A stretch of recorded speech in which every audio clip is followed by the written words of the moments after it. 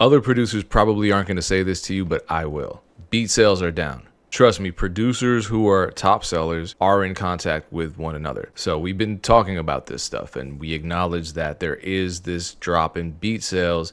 It happened last month, and it's happening now this month, June of 2023. I made a video a couple weeks ago saying the same thing, that beat sales had dropped around Mother's Day, and I predicted that they would go back up after Memorial Day because of the holiday weekend. Well, beat sales did jump up, and then they dropped back down around Father's Day. It seems to me that these drops in sales are corresponding to holidays. And it also seems to be the consensus among the producer community that beat sales just drop in early summer or the months leading into summer. Why? I don't know. I'm not an economist. But I did go back and check my PayPal statements in the same months last year, and actually last year's numbers were lower than this year's numbers. So I'm interpreting this as just typical consumer behavior based on the time of year. Does it feel good? Nah, it's terrifying. It feels terrible. So in a transparent, self-soothing attempt, I decided to post a tweet. And instead of just complaining about beat sales being down, I wanted to offer up options for producers, because the only reason that I'm not losing my mind right now is because beat sales are just one of many income sources that I have as part of my overall revenue model. I don't really watch all the financial gurus on YouTube, but I have a feeling that if you watch them, they would probably encourage all people who are looking to become more financially stable to find and build multiple streams of income.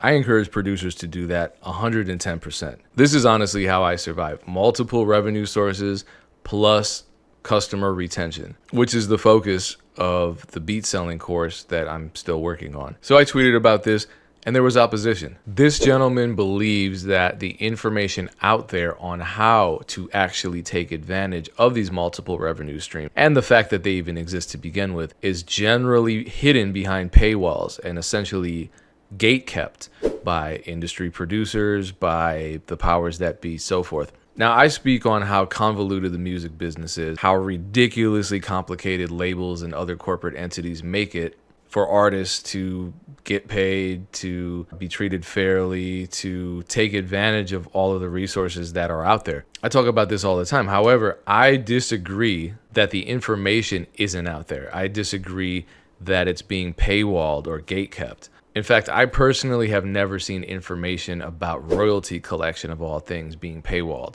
But in the spirit of transparency, rather than just talk about it, I want to show you what I'm talking about. I'm just going to make it easier for you and give you the links directly to these resources that I'm alluding to in this tweet, so that you don't have to go on the internet and dig around for information that could either be legitimate or completely convoluted. So in my disagreement with the colleague of mine, who claimed that this information was paywalled because Songtrust is a service that you have to pay for, which it is, I do want to address Songtrust's amazing free modern guide to music publishing. This is one of the most amazing guides that I've ever read, and it's really short, it's really concise, and it teaches you all about what kinds of royalties are even available based on which percentage of which copyright you're actually searching for. So stuff like sound exchange on the master side, and then obviously because Songtrust is a publishing admin, they talk about everything in great detail that falls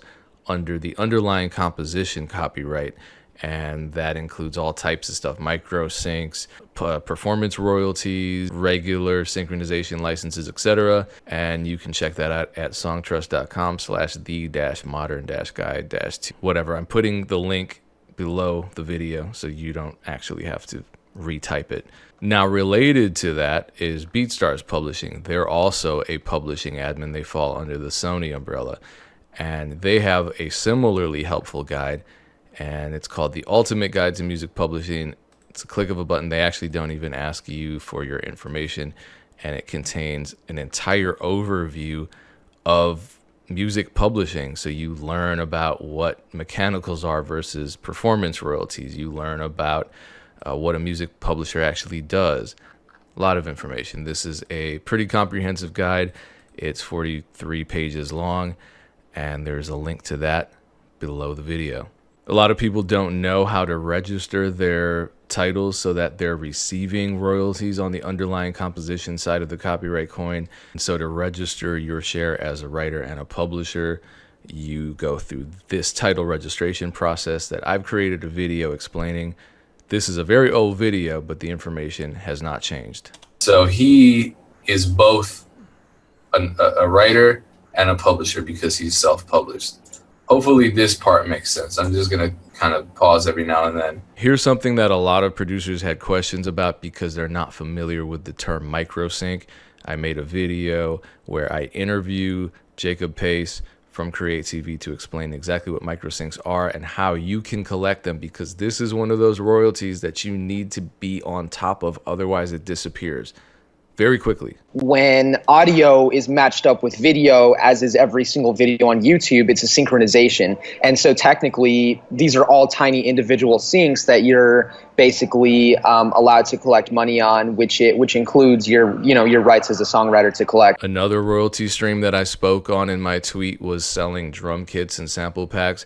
I have a lot of videos on that topic. Two of my favorite sample pack creators are the Dope Boys. I interviewed them, and I have an interview with them, and they're explaining how they started selling sample packs, some of the networking techniques that they use to get their packs on Splice, etc. When we actually hopped on a call with the guys at Splice, 1 minute into the Skype call, they realized that they already know who we were, and they were already familiar with our work. They knew about the contest that that we talked about. Okay, so here's DJ Payne 1 telling you to make drum kits and sample packs and sell them. What if you don't know how to do that? I made a video talking about how to make drum kits, and it's actually a compilation where I go over other producers' more comprehensive sound design videos. So there are a lot of resources like that out there. None of them are hidden behind a paywall. Now you're gonna see that the sine wave pattern comes up a lot because that's actually what kick sounds are based on. So this is from Zen World. This is another video that's available on YouTube that I think some of these people who are creating these stolen drum kits should watch. An analog BD sign and start from there. Here, let's see, let's get it to where we want it, maybe -1. Okay, how to make drum kits is something we covered. What about how to make samples? Well, Kavi, who makes a bunch of the samples that I use every day on the beats that I post, has a lot of videos explaining exactly how he creates from scratch vintage sounding samples. If you can find a rotor cabinet plugin or something like that and you can automate the speed, that will really help add some movement and authenticity into your organ. Alright, and for the last essential instrument to making these soul and gospel samples, we have the bells, something like glockenspiels, vibraphones, and other mallet kind of instruments of that nature. Pretty much the only use that I've found for these in soul samples is to again accent melodic ideas I have in it. Okay, there are all these resources out here on how to make products, but how about selling them? How do you grow your channel? No one's talking about that. The people are just charging for that information, right?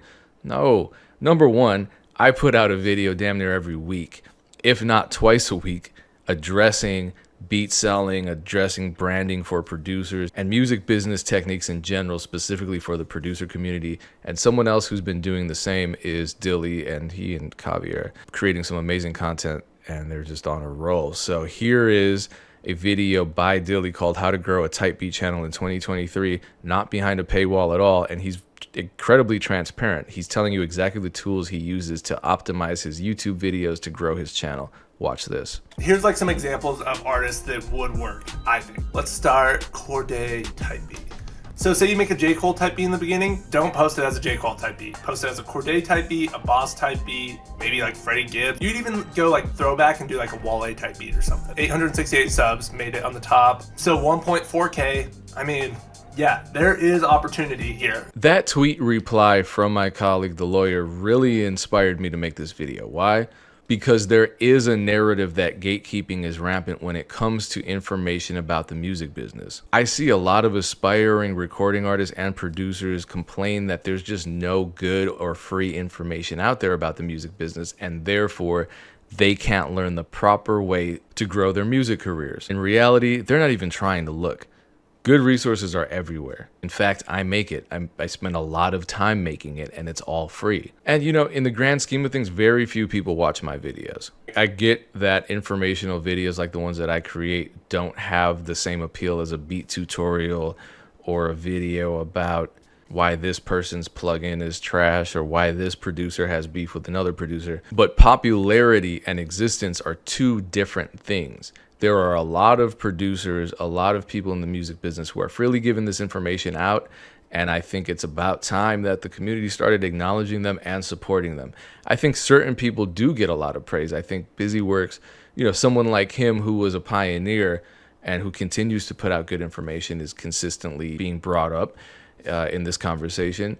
And I feel like with folks like him around and active in the community, how could anybody ever make the assertion that people are gatekeeping information about the music business? It's just not happening. So hopefully those resources help. They helped me. Even if I created them, they helped me, the truth be told. I learned a lot from interviewing a lot of these dudes that have experience in arenas that I was new to. Much success to you. Appreciate you watching. Peace.